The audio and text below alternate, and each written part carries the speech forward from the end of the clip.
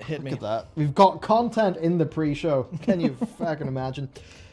All right, so one of the viewers, before we started, asked, do you recommend World of Warcraft to new players in 2021? We can take it generic, and then the context is he likes League of Legends and likes PvP. So it's basically, right now, can you recommend World of Warcraft? That is the overall question. And a spicy one to open the show with. If you like League of Legends and PvP, then there is definitely potential for it to be a great, regular game for you.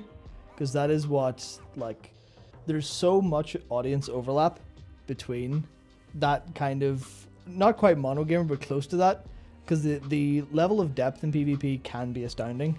It can just be a little awkward to get to that point. Yes. There is definitely a massive amount of, how many, 15, 16 years of knowledge in the background. It'll take a while to pick some of that up.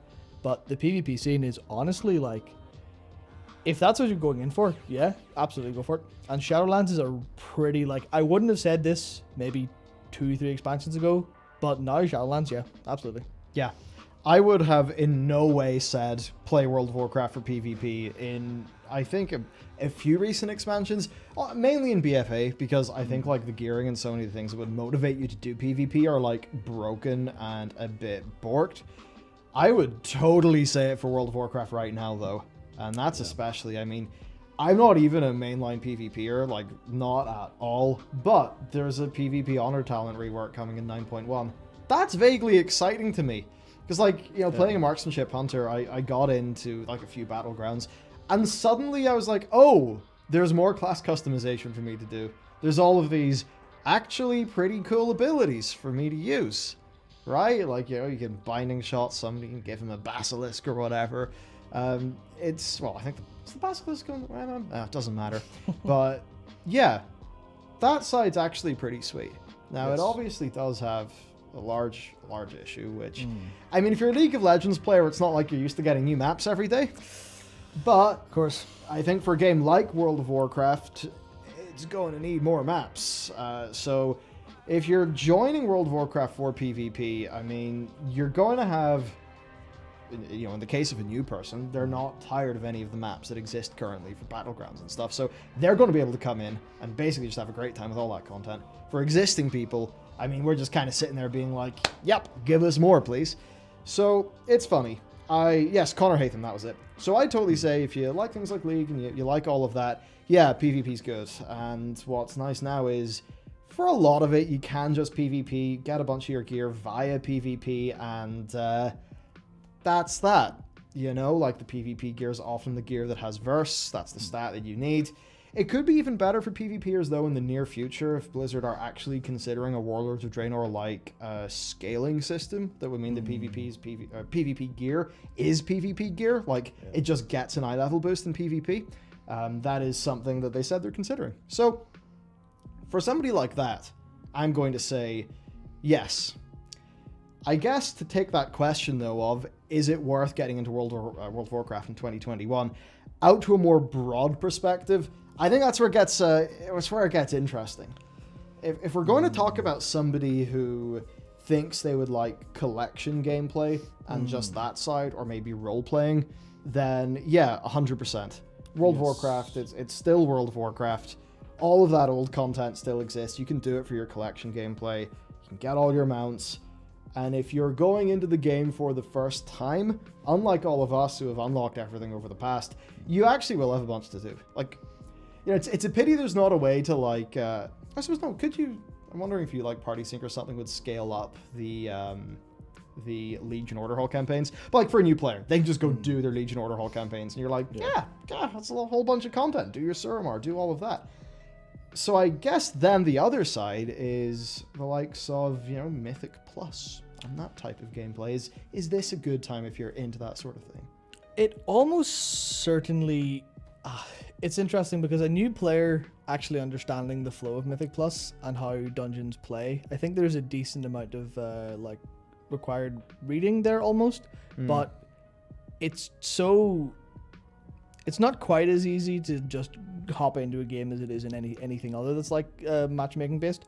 But if you aren't shackled by any of the reasons that like old World of Warcraft players are maybe less engaged with some of how the modern game's playing out, you can actually just go and play Mythic Plus. There's a very defined bit of game that if you're going to play that like you would something like League, or if you're, I mean, even like CSGO, any of those games where that's what people do, if you go into that like for Mythic Plus, it is almost certainly a good time.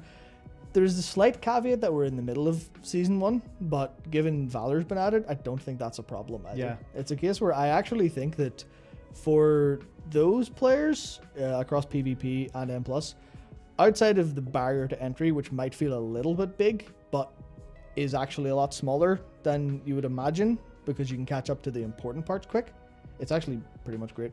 Yeah, it's, you know, it's funny. It's like that weird thing of so many of us feel old and crusty and jaded, but you kind of look at it and it's like for a totally fresh new player, yeah, stuff would be pretty good. Like the leveling right now is pretty sweet. We both leveled a whole bunch of characters in beta and stuff like that, which, you know, fun experience. Not that we have the characters to show for it because it was on beta.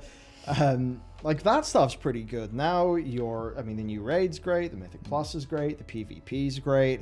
Yeah. It's a pretty good situation for that type of content. And then if you're a collections player and you're willing to delve into all that past stuff, that's all pretty good. I guess just maybe for those like existing World of Warcraft players who would like hit up Shadowlands and, you know, they'd be expecting the storyline to be as well told as like a Final Fantasy XIV one. And when I say that, I mean the storytelling, not the lore, right? They're sort of different things. You know, they'd want that level of polish for the in-game cutscenes that crop up all over the place. They want those well-paced, you know, campaigns. And instead, no, they get a Covenant campaign. They get like, I mean, I guess ideally 15 minutes a week. Though not really with Renown Catchup. It's actually funny. With Renown Catchup, this is like probably the best time to do the Covenant campaign, because you might actually get to experience it with a modicum of pacing. Yeah, for sure. No, I think there's one... it's not actually a caveat to your experience at the end of the day, but I think the major problem is that it's overwhelming. Like, the game as a whole is overwhelming. Imagine logging in and landing in Oribos and not knowing what to do.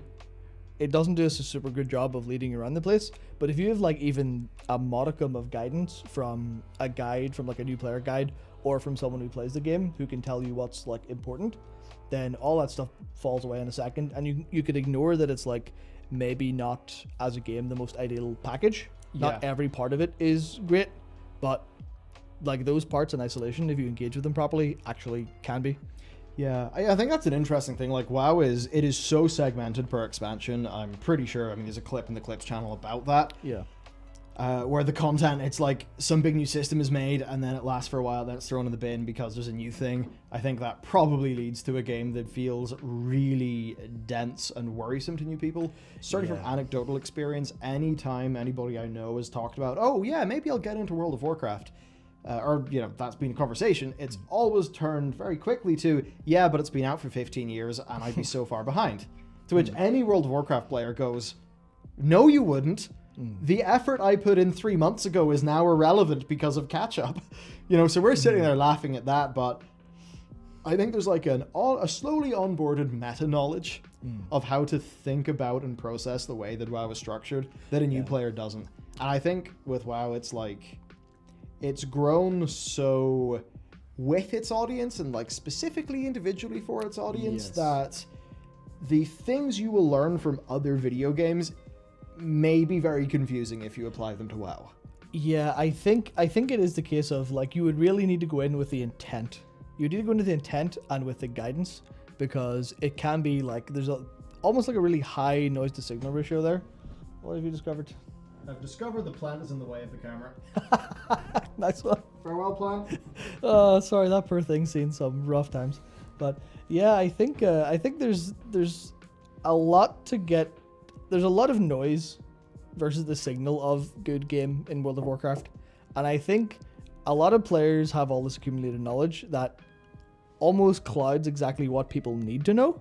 So I think whenever you have whenever you have someone who's coming in going, I'm going to go PvP, like, I mean, maybe not because they're incredibly like informative guide content, but the likes of Pilav and Savix's PvP oriented videos, that is like a little culture of WoW that's really fully formed and off on its own nice little segment that I think you could hop into that really well. And if you follow them enough in their like single-mindedness, I know they do other content, but it's like that's their main thing.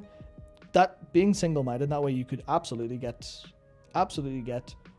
into that really well, the same you would any little game or any single game. Sorry. Yeah, I mean, Pilav's great. Pilav is so goddamn funny. I love him. Yeah, I remember that, and Scottish guy. I think he did PvP as well. He had the song of slice your balls, stomp the thing. What was he called? Ragtag. That was it. Okay. Man, yeah, I think that's actually a big thing. It's those elements of the game. It's so much easier to onboard yourself onto them if you can get some sort of community in. Yeah. And I think in the past, that community, like onboarding to World of Warcraft, used to be a lot more experiential. It was like you watched Make Love, Not Warcraft. And there was just something about like the ultimate geek out fantasy sort of land where all of the things had consequences and mattered. Yeah. Because, if you watch Make Love, Not Warcraft, you'd think that World of Warcraft was a really hardcore sandbox game where one player could come in and ruin everything. Where it's obviously not like that. But at least in the past, it always felt like it was more like, hey, let's go on this big shared adventure. And now that I think about it, if I watch a Pilav video, it's not about, the big shared adventure. It's kind of more like, right, Pilav's not exactly sitting there doing theory crafting PvP videos course, yeah. But, it's a lot more like, bam, straight into the gameplay and the mechanics. Yeah. It's like you're going to do like that for your PvP. You're going to do like your Tattles and your Dratnos and stuff like that for your automatic jacks for your PvE. And I think that being like the larger thing in the content creator space, I wonder if that means that WoW is going to attract like those more... Because WoW is like no longer just the game that everybody talks about in general, I wonder if that means that the people who actually get into WoW, it's more driven by some of those personalities and maybe has like a higher level of gameplay specificity. Like, I don't exactly know if you go onto Twitch, do you see people who enjoy World of Warcraft for a general fantasy experience? Interesting. I would say you get those people, but a lot of those people would be watching Preach, the kind of more really old school kind of creators for that stuff, because I mean his drama time is very much experientially based on like all of the stuff you have with your guild. He obviously is more like higher end player focused himself, but he also has roots in that whole thing. But like when it comes to the audience for the likes of Savix, your Pilavs, and then on the M+ side, your like Gingies, for example, they have communities that I can't imagine they would like watch our content, for example, because it's such a different segment of audience that, like, I mean, Savix's videos are actually just full of JoJo memes. That's what that basically entire brand is, and that speaks to entirely, maybe not entirely like younger audience, because obviously people watch that around like our age group, but it definitely hits that Twitch audience really well in a way that people who are used to Warcraft from long ago maybe aren't super familiar with. Yeah, like I feel like a lot of the Warcraft now is, it is that sort of so gameplay focused thing that I guess, there's times it feels a bit like different from, say, what maybe was in Metzen said back when it came to, playing around with the whiteboard not even close. 20 years ago. So an interesting situation, and I think that's basically it. There's actually lots of reasons why it is a pretty good time to try World of Warcraft if you were even getting into that gameplay oriented stuff right now. Like it's a decent time for all of that. There are misgivings of some of the more like experienced players, but I don't think that stuff really impacts a newbie too much.